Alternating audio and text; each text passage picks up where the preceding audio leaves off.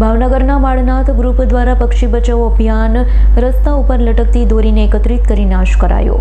માળનાથ group દ્વારા પક્ષી બચાવો અભિયાન ઉત્તરાયણ ગયા પછી પણ શરૂ રહેતું હોય। દર વર્ષની જેમ આ વર્ષે પણ મકર સંક્રાંતિ બાદ તાર ઉપર, ઝાડ ઉપર કે અન્ય જગ્યાએ લટકતી પતંગની દોરીઓ એકત્રિત કરી તેનો નાશ કરવામાં આવતો હોય છે।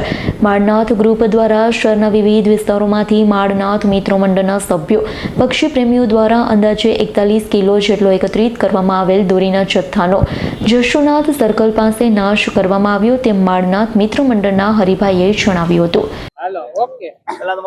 મારું નામ છે હરિભાઈ શાહ ને માળનાથ ગ્રુપ 1992 થી અત્યારે જોશે કે ઉત્તરાયણ ગઈ પણ ઘણી જગ્યાએ પતંગ ખૂબ ચડ્યા છે ને પતંગના દોરા ઝાડ ઉપર હોય, કોમ્પ્લેક્સમાં હોય, રોડ પર હોય, કેટલા પક્ષીઓ બીમાર ને પણ મરણ પણ થયા છે આ વખતે।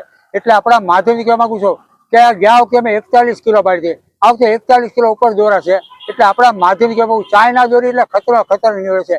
કેટલા વિદેશ પક્ષીઓ પણ આવ્યા છે દેશમાં, એટલા બધા ઈજા અને ઘણા પણ મરણ પણ થયા છે।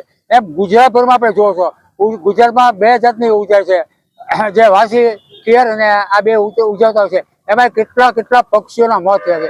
આપણે રાજકોટ જોવો, જામનગર જોવો, સુરત જોવો, બધી જગ્યાએ ચાઇના દોરી ખૂબ પકડાય છે।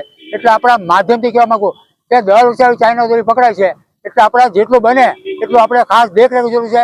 આ નિમિત્તે અમારું માળનાથ ગ્રુપ આજે ખરેખર સાગર કોમ્પ્લેક્સ મોતીબાગ રોડ ઉપર જે દોરા એકઠા કરેલા છે એનો નાશ કરીને આપણા માધ્યમથી ખાસ કહેવા માંગુ હજી ઘણી જગ્યાએ દોરા ટીંગાતા કાઢતા હોય, એકઠા કરી નાશ કર્યો 2 દિન 3 દિવસ કેટલા કબૂતર ઝપટે ચડી જાય છે।